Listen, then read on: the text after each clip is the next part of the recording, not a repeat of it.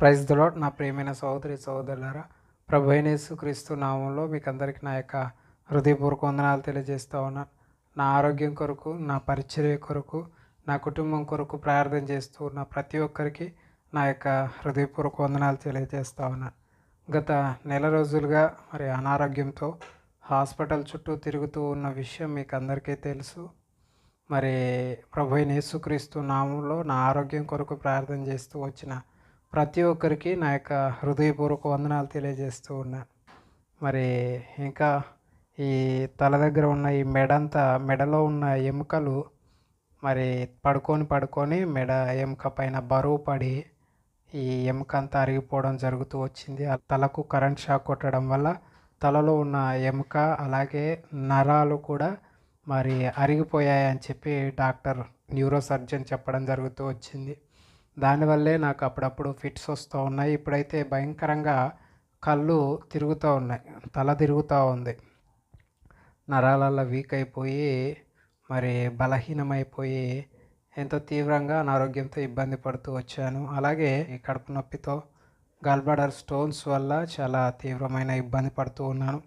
ఇప్పటికీ మెడిసిన్ తీసుకుంటూ ఉన్నాను. ప్రతిరోజు ప్రతి పూట ఉదయం, మధ్యాహ్నం, సాయంత్రం ప్రతి పూట మెడిసిన్ తీసుకుంటూ ఉన్నాను. ఇంకా పరిపూర్ణ ఆరోగ్యవంతుడను కావడానికి దయచేసి మీ అందరి ప్రార్థనలో జ్ఞాపకం చేసుకోవాల్సిందిగా ప్రభు పేరిట నేను మీకు అందరికీ తెలియజేస్తూ ఉన్నాను. అయితే ఇంకా కూడా కొంత అనారోగ్యంతోనే ఉన్నాను.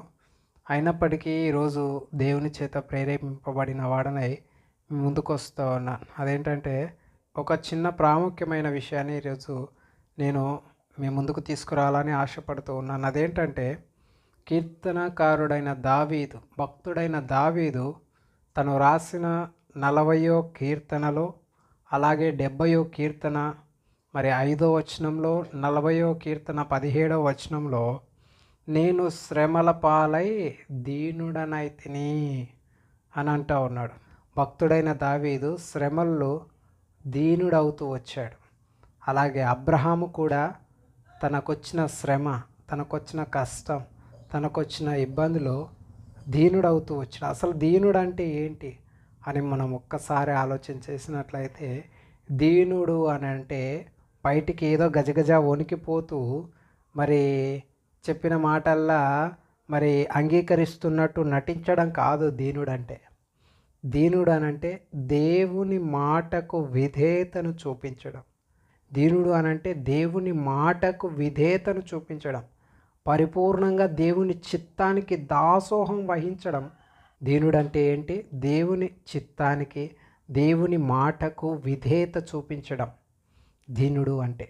భక్తుడైన దావీదు అంటూ ఉన్నాడు, నేను శ్రమల పాలై దీనుడనవుతిని అని అంటూ ఉన్నాడు. మనము శ్రమల్లో దీనులమవుతూ ఉన్నామా? రౌద్రులమవుతూ ఉన్నామా? ఉగ్రులమవుతూ ఉన్నామా? ఒక్కసారి ఆలోచించండి. మనకు శ్రమలు వస్తే దీనులమవుతామా? దావీదు శ్రమల్లో దీనుడయ్యాడు కాబట్టి దావీదు కుమారుడిగా సృష్టికర్త అయిన దేవుడు పిలువబడుతూ వచ్చాడు. అబ్రహాము తనకొచ్చిన శ్రమల్లో దేవుని మాటకు విధేయత చూపించి దీనుడిగా దేవుని దృష్టికి మారుతూ వచ్చాడు కాబట్టి అబ్రహాము దేవుడిగా పిలువబడుతూ వచ్చాడు. ఒక్కసారి ఆలోచించండి. అబ్రహాము 100 సంవత్సరాల వయసులో కుమారుణ్ణి కంటూ వచ్చాడు. 100 సంవత్సరాల వయసులో కుమారుణ్ణి కన్నాడు. ఆ కుమారుణ్ణి దేవుడు నాకు బలిగా అర్పించు అనంటే దేవుని మాటకు విధేయత చూపిస్తూ వచ్చాడు, దీనుడవుతూ వచ్చాడు. అందుకే అబ్రహాము దేవుడిగా పిలువబడ్డానికి దేవుడు ఇష్టపడుతూ వచ్చాడు.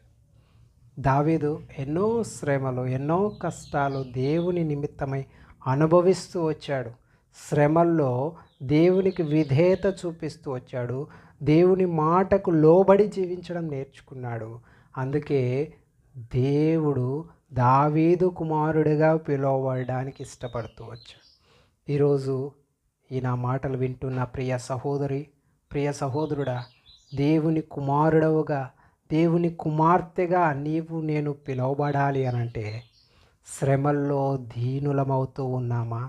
లేకపోతే రౌద్రులమవుతూ ఉన్నామా? ఉగ్రులమవుతూ ఉన్నామా? దేవుణ్ణి ప్రశ్నించే వారంగా ఉంటూ ఉన్నామా? దేవుణ్ణి శోధించే వారంగా ఉంటూ ఉన్నామా? దేవుణ్ణి బాధించే వారంగా ఉంటూ ఉన్నామా?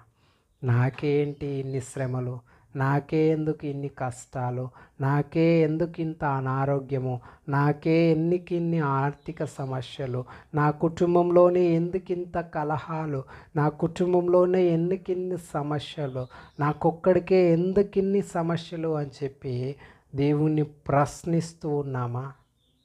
దీనులమై దేవుని కుమారులముగా, దేవుని కుమార్తెలముగా దేవుని చేత పిలువబడడానికి మనల్ని మనము శ్రమల్లో దీనులముగా చేసుకుంటూ ఉన్నాము. దావీదు, భక్తుడైన దావీదు అంటూ ఉన్నాడు, నేను శ్రమల పాలై దీనుడనైతిని. శ్రమల్లో, నీకొచ్చిన కష్టాల్లో, నీకున్న అనారోగ్యంలో, నీకున్న ఆర్థిక సమస్యల్లో, నీకున్న కుటుంబ సమస్యల్లో దీనుడవై దేవుని కుమారుడవుగా, దేవుని కుమార్తెగా దేవుని చేత పిలువబడడానికి నీవు మరి దీనుడవవుతూ ఉన్నావా? లేదనంటే ఉగ్రుడవై, రౌద్రుడవై దేవుణ్ణి ప్రశ్నిస్తూ దేవుని బాధ పెడుతున్నారా? ఒక్కసారి ఆలోచించండి. మిమ్మల్ని మీరే పరీక్షించుకోండి నా ప్రియమైన సహోదరి సహోదరులారా. నిజంగా నాకున్న పరిస్థితులు ఎంత అనారోగ్యము అని అంటే ఎంతో భయంకరమైన అనారోగ్యం.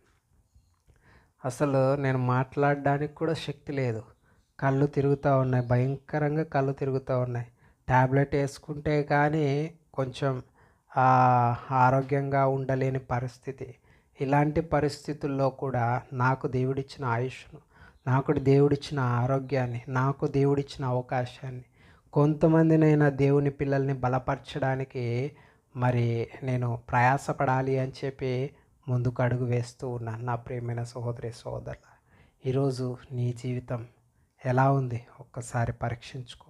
నిన్ను నీవే పరీక్షించుకో. దేవుడు నీకు ఇచ్చిన ఆయుష్ను, దేవుడు నీకు ఇచ్చిన అవకాశాన్ని, దేవుడు నీకు ఇచ్చిన ఆరోగ్యాన్ని దేవుని పరిచర్య చేయడానికి ఒక్క క్షణమైనా ఉపయోగిస్తూ ఉన్నావా? ఒక్కసారి ఆలోచించు. ఇంకా శ్రమలు వస్తూ ఉన్నాయి, కష్టాలు వస్తూ ఉన్నాయి, ఇబ్బందులు వస్తూ ఉన్నాయి. వాటి వైపు చూస్తూ ఆనాడు పేతురు గారు, అపోస్తులుడైన పేతురు గారు యేసుక్రీస్తు ప్రభువారి వైపు చూస్తూ ఉన్నంతసేపు నీటిపైన నడవగలుగుతూ వచ్చాడు. ప్రభువా, నేను కూడా నీలాగా నీటిపైన నడుస్తాను అని అంటే, నడువు పేతురు అన్నాడు. పేతురు యేసుక్రీస్తు ప్రభువారి వైపు చూస్తున్నంతసేపు పక్కన ఎంత అలలు వస్తూ ఉన్నా, ఎంత గాలి వీస్తూ ఉన్నా, పేతురు యేసుక్రీస్తు ప్రభువారి వైపు చూస్తూ ఉన్నంతసేపు నీటిపైన నడవగలుగుతూ వచ్చాడు. ఎప్పుడైతే పక్కనున్న గాలి వైపు, ఎప్పుడైతే పక్కనున్న అలల వైపు, ఎప్పుడైతే ప్రక్కనున్న శోధన వైపు చూడగలుగుతూ వచ్చాడో నీటిలో మునిగిపోవడం మొదలు పెడుతూ వచ్చాడు. ఈరోజు నేను కూడా నా ప్రియమైన సహోదరి సహోదరుడా, పక్కనున్న అలల వైపు, పక్కనున్న సమస్యల వైపు, పక్కనున్న అనారోగ్యం వైపు, పక్కనున్న ఆర్థిక సమస్యల వైపు నేను చూసాము అనంటే, మరి సముద్రంలో, నీటిలో, జీవిత యాత్రలో కృంగిపోతాం, మునిగిపోతాం. నా ప్రియమైన సహోదరి సహోదరుడా, ఒక్కసారి ఆలోచించు. నీ జీవితం, నా జీవితం ఎలా ఉంది? ప్రభు సన్నిధిలో, ప్రభు పాదాల దగ్గర పరీక్షించుకోండి. ఇప్పుడే ప్రభు యొక్క పాదాల దగ్గర మిమ్మల్ని మీరే పరీక్షించుకోండి. శ్రమల్లో, ఇబ్బందుల్లో, సమస్యల్లో, అనారోగ్యంలో దేవుని సన్నిధిలో దీనుడవవుతూ ఉన్నావా? లేదనంటే ఉగ్రుడవై, రౌద్రుడవై దేవుణ్ణి ప్రశ్నించి దేవుని హృదయాన్ని గాయపెడుతూ ఆయన గాయాలు రేపుతున్నారా? ఒక్కసారి ఆలోచించండి. మిమ్మల్ని మీరే పరీక్షించుకోండి. శ్రమల్లో, ఇబ్బందుల్లో, కష్టాల్లో దేవుణ్ణి ప్రశ్నించకండి. దేవునికి విధేయత చూపించండి. ఎప్పుడైతే దేవునికి విధేయత చూపిస్తారో దేవుడు నా జీవితాన్ని బట్టి సంతోషించేవాడిగా ఉంటాడు.